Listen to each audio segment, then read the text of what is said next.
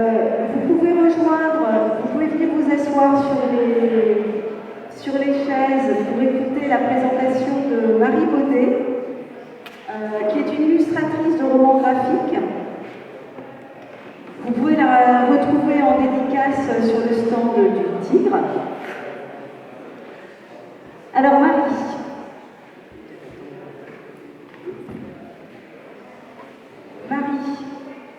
vous êtes l'illustratrice de ce...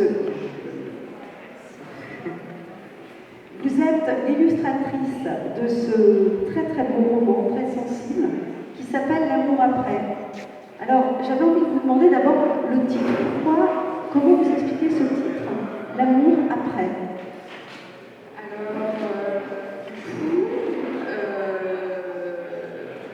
J'avais fait pour un ami qui est musicien, qui avait fait un morceau qui s'appelle L'amour après.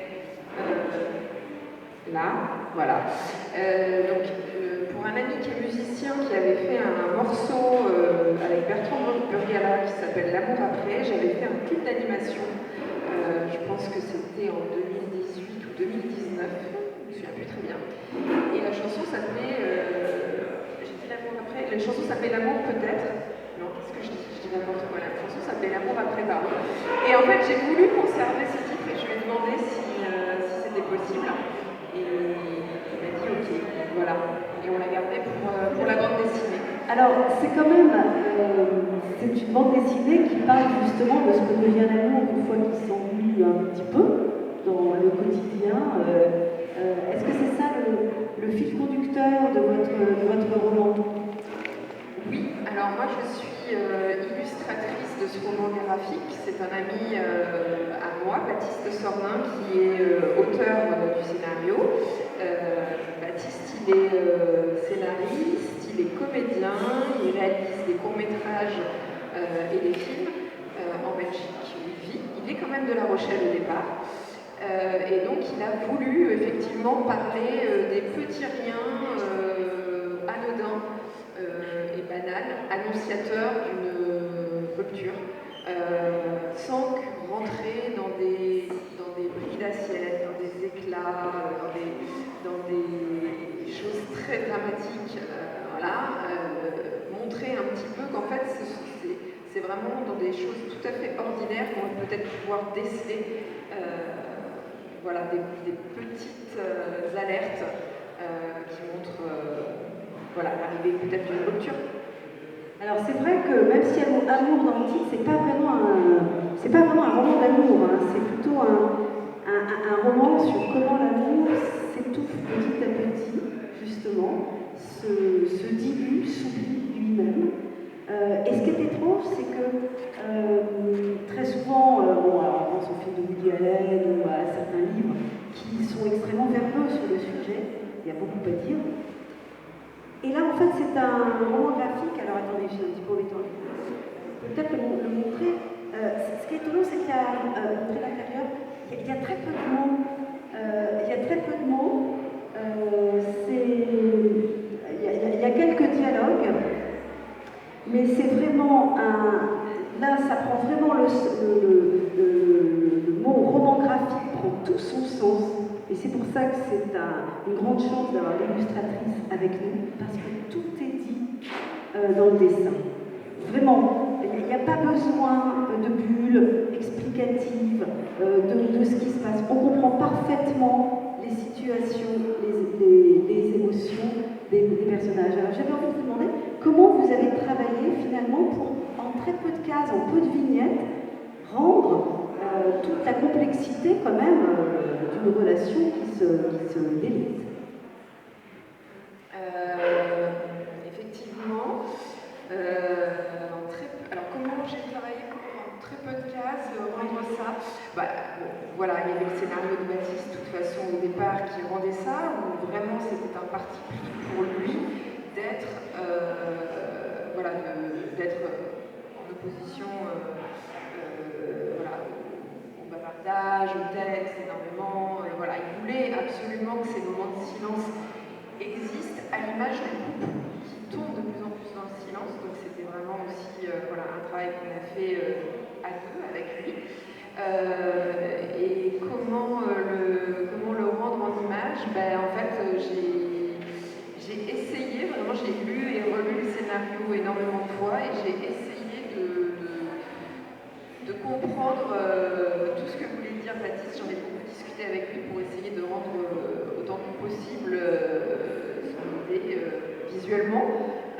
On s'est apporté aussi également à tous les deux avec des propositions, moins pour lui, de lui pour moi, voilà, pour arriver à ça. En tout cas, il y a une très très belle harmonie. Dans certains romans graphiques, on a l'impression qu'on voit vraiment qu'il y a un travail d'illustration d'un côté, un travail d'écriture de l'autre, et qui se répondent plus ou moins bien, parfois. Là, on avait presque l'impression que, et d'ailleurs, c'est amusant, en lisant, j'avais l'impression que c'était une seule personne. Un peu comme le livre, je ne sais pas si vous étiez là, le roman dont on a parlé hier, très très beau roman d'Antonia Valados, qui est illustratrice et qui a scénarisé son livre. Et il y a une voix qui est tellement fluide, tellement évidente qu'on ne sent pas la collaboration, et c'est qu'elle est vraiment réussie.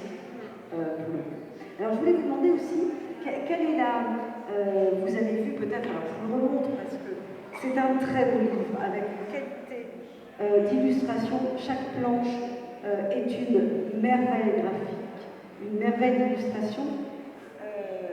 Je voulais vous demander quel est votre parcours d'artiste.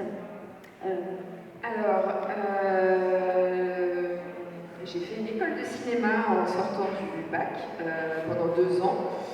Suite à ça, je pensais me destiner plutôt à je pensais me destiner à une carrière dans l'audiovisuel. Et c'est ce que j'ai fait. J'ai travaillé au départ avec des agents artistiques, des directeurs de casting. Je voulais travailler là-dedans, donc c'était il y a 20 ans. Et puis après, j'ai repris le théâtre parce que j'en avais fait énormément quand j'étais petite. Je me suis un peu baladée entre mon envie d'être artiste et mon besoin de vivre. Donc voilà.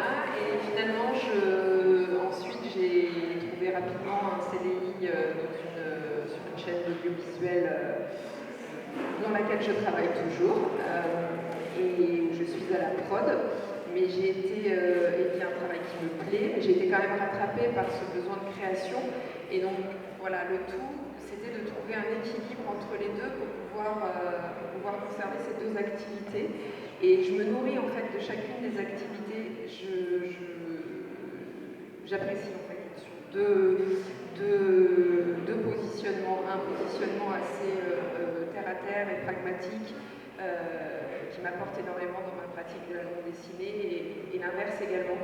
Donc voilà, et au cours voilà, depuis que je travaille sur cette chaîne, j'ai à un moment donné demandé un congé de formation pour avoir une formation express au Gobelin. Parce que j'avais appris Photoshop, tout ça, un peu en autodidacte toute seule, donc je me débrouillais, mais je faisais rien de façon nickel, c'est-à-dire que je pouvais passer énormément de temps à faire des choses simples pour lesquelles il existe des techniques que je n'avais pas. Vous voulez dire, vous êtes en train de me dire que là, il y a un aspect de création numérique? Oui, en fait, je fais du feutre à alcool sur des feuilles pinceau. Et ensuite, je retravaille tout sur Photoshop jusqu'à mes planches.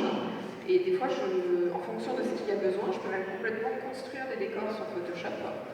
Il y a vraiment les deux. Et j'apprécie énormément aussi, c'est pareil, comme l'histoire d'avoir deux boulots, je trouve qu'il y a une complémentarité qui est intéressante dans le fait d'avoir une pratique manuelle avec les feutres et une pratique numérique. Les deux m'apportent énormément. J'aime bien en fait pouvoir avoir un équilibre comme ça. Ben là, vous m'apprenez quelque chose. Je n'avais pas du tout compris qu'il y avait cet aspect justement un peu informatique, numérique, parce qu'il y a vraiment une belle sensibilité dans votre dessin, très, très artiste. Est-ce que par ailleurs, en dehors de l'illustration, vous avez aussi une activité, par exemple, de peintre parce qu'on sent ça quand même, il y a vraiment une fibre artistique. C'est vraiment un objet d'art. Hein. C'est non seulement une histoire certainement, hein, c'est un roman graphique, avec des codes romans graphiques, mais on sent derrière qu'il y a une sensibilité artistique réelle. En fait, je voulais vraiment que ce soit un bel objet de son. Il y a plus de son, il faut que j'appuie sur quelque chose. Vous pouvez te en attendant. Là, ouais. Je voulais vraiment que ce soit un bel objet, en fait, parce qu'effectivement, je suis très intéressée par la peinture.